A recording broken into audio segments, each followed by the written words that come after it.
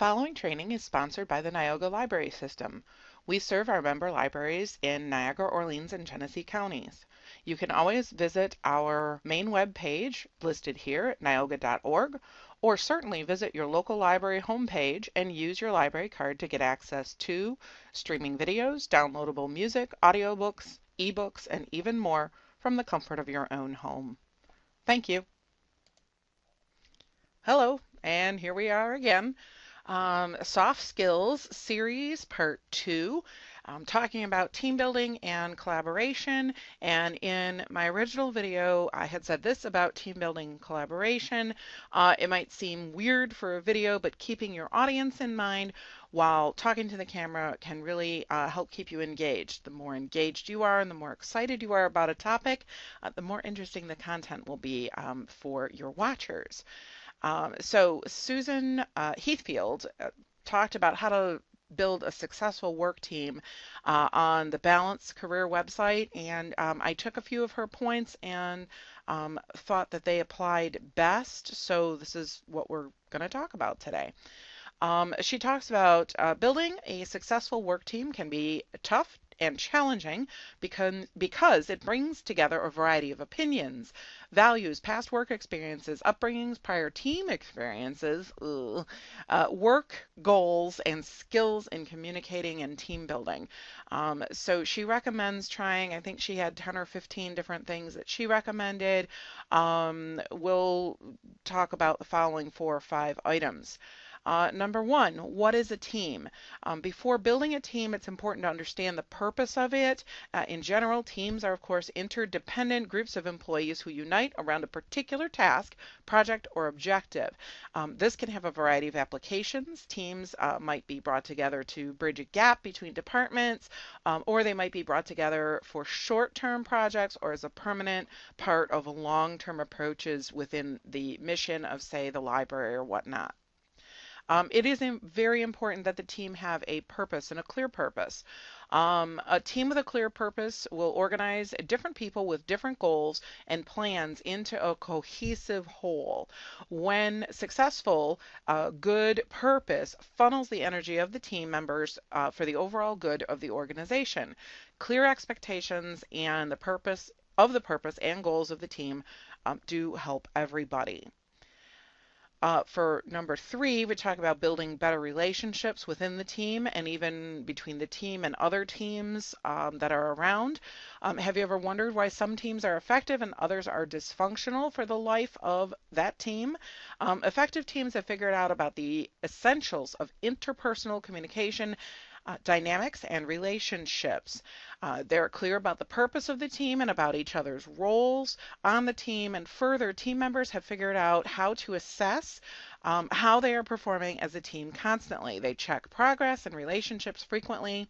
And as an aside here, communication is, of course, the sharing. When you talk about interpersonal communication, it's the sharing of information between 2 or more individuals. Effective communication requires all components of a communication interworking perfectly. Good luck on that. For shared meaning, though, but we need to have the same vocabulary, the same ideas. And a purpose, having a goal, really helps to cement that, and defining different things and making sure that it's clear in and amongst all of the team members or any of the team members is really important. If your job is to manage people and people often misunderstand you or what you're saying, it could be that your body language doesn't match your words, and sometimes that does leave people confused. So it's something to remember and not to worry too much about. I think being authentic is important. Admitting if you're not sure, but I'll get back to you when I know that. That's always a good phrase to use, and it's a good way then to communicate what's going on and then build those relationships within the team that will help then support the mission and purpose of the library. As far as team habits, in the normal course of working with each other, team members develop particular ways of interacting and accomplishing their work. They fall into habits and patterns around behaviors such as keeping commitments, meeting deadlines, planning next steps, and decision making. Some of these habits and patterns serve the team well, and some undermine the team's success. Given that a team culture and norms will form in a planned or unplanned way, try and take the lead and have the team determine what kinds of rules and guidelines will best serve their efforts.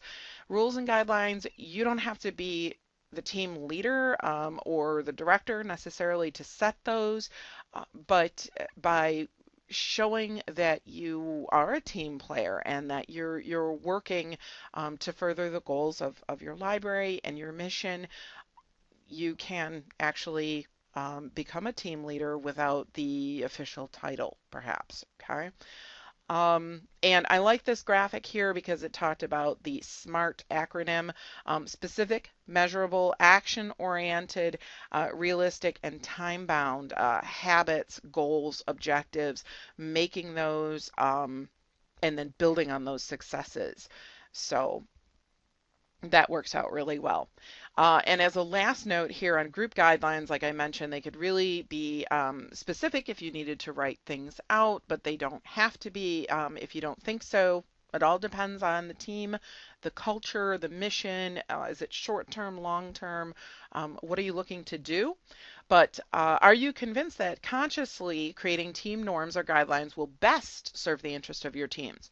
If so, you can expect a lot of discussions, ideas, disagreements, and even a few contrarians. But developing the norms builds a good team.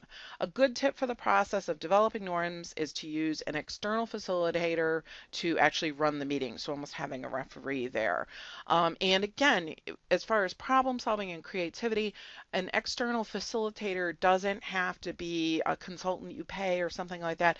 It could just be another person, another staff member, someone who is not a part of the team to basically sit kind of and watch the ping pong match go back and forth and then help the team come to a conclusion. But if you do have some sort of external facilitator, they can help ensure that objective process overseen by someone who is less likely to have selfish or ulterior motives will actually help the team in the long run. Thank you. We'll see you in the next video.